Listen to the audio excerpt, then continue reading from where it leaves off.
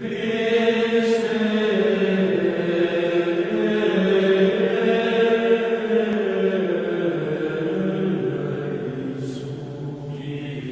soit Jésus-Christ, sa grâce et sa paix soient avec vous.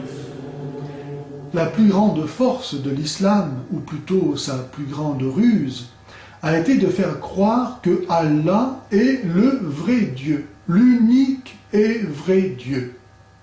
Or, Allah ne peut pas être l'unique et vrai Dieu, le Dieu judéo-chrétien. Et cela pour 1001 raisons, dont celle-ci. C'est que le vrai Dieu ne peut pas se contredire, tandis que Allah se contredit lorsqu'il affirme que les Écritures juives et chrétiennes, qu'il aurait lui-même envoyées, auraient été falsifiées, ce qui justifierait l'envoi postérieur du Coran. Mais si les Écritures juives et chrétiennes avaient été falsifiées, qu'est-ce que cela signifie? Sinon que Allah n'a donc pas la capacité de garder sa parole, pure de toute falsification. Et d'autre part qu'il a menti, en affirmant le contraire, puisque les Écritures juives et chrétiennes contiennent toutes deux la promesse que la parole de Dieu ne passe pas.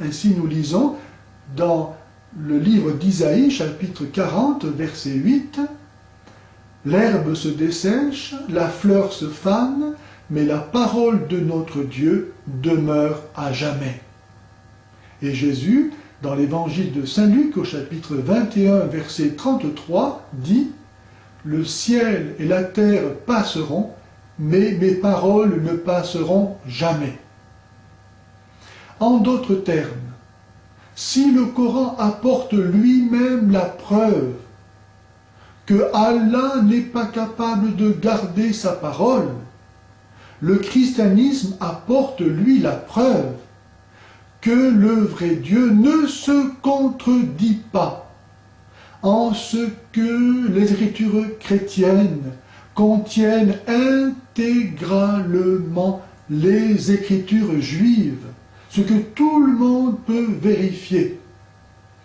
Donc, si les Écritures chrétiennes contiennent intégralement les Écritures juives, cela signifie que la promesse de Dieu que sa parole ne passe pas s'accomplit dans le christianisme. Tandis que le Coran ne contient ni les Écritures juives, ni les Écritures chrétiennes.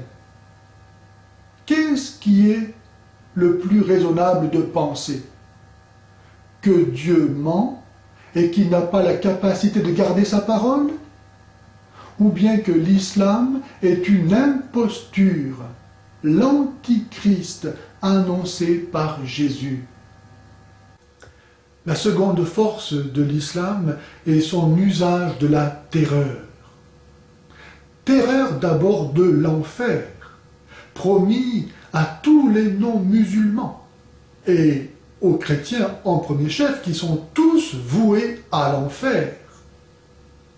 On comprend qu'un musulman qui a grandi depuis sa petite enfance dans cette croyance soit tout content de n'être pas au moins autre chose que musulman.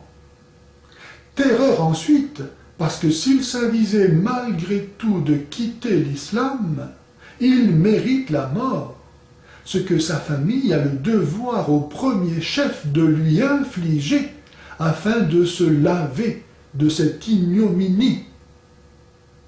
Terreur enfin, parce que Allah demande de haïr, sourate 60, verset 4, et de faire la guerre aux non-musulmans.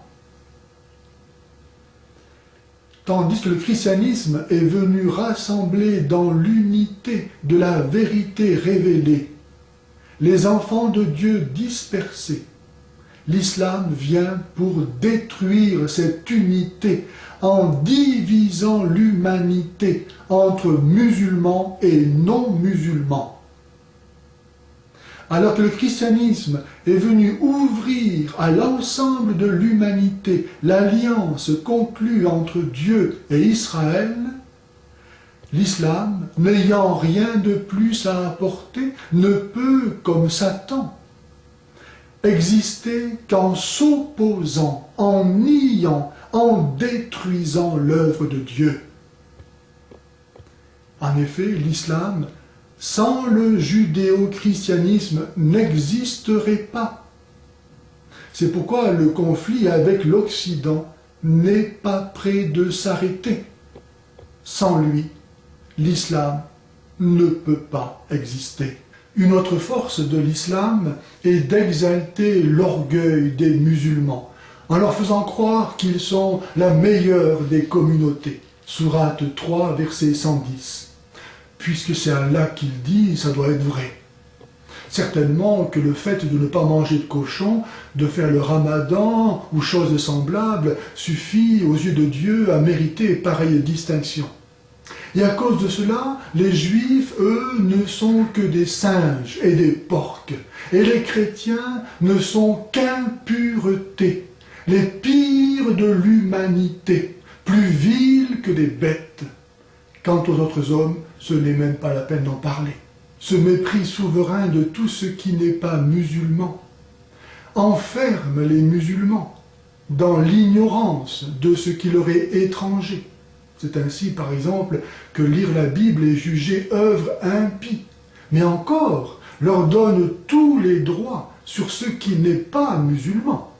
Comment, en effet, se justifier de respecter ce qui n'est qu'impureté et que Allah, de toute façon, a voué de toute éternité au feu de l'enfer?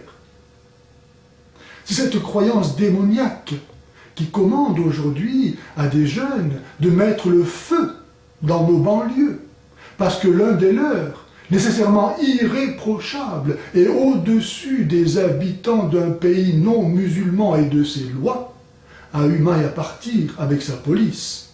Une autre force de l'islam est sa légitimation au nom d'Allah, bien sûr, des actes les plus bas de la nature humaine, telle la fornication, déguisée en polygamie institutionnalisée, laquelle, bien que limitée à 4 épouses, n'a pas véritablement de limite, puisque la répudiation est elle-même institutionnalisée.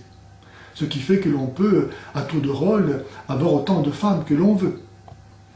La pédocriminalité est elle-même institutionnalisée, à l'exemple de Mahomet, qui a couché avec Aïcha alors qu'elle n'avait que 9 ans.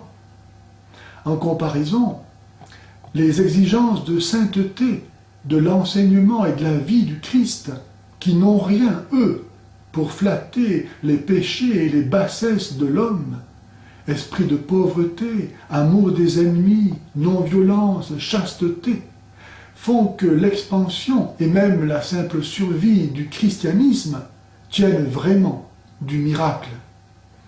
Mais certainement que la plus grande force de l'islam est l'apostasie des chrétiens, et en conséquence les divisions des chrétiens. À cause de la perte de la foi, ils sont incapables de reconnaître dans l'islam l'antichrist qui ne vient que pour voler, tuer et faire périr, annoncé par Jésus lorsqu'il dit « Vient un temps où ceux qui vous tueront penseront rendre un culte à Dieu.